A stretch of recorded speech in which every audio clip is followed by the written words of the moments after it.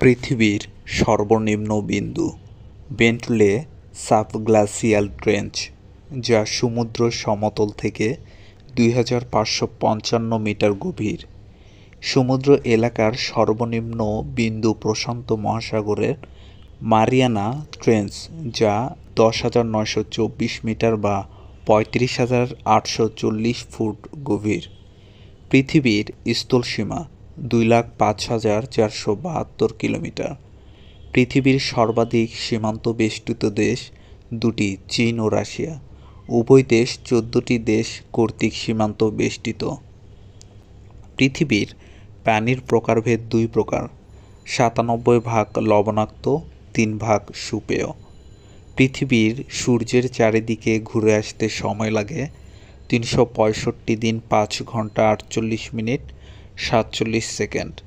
পৃথিবীর নিজ অক্ষের উপর একবার আবর্তন করতে সময় লাগে 23 ঘন্টা 56 মিনিট।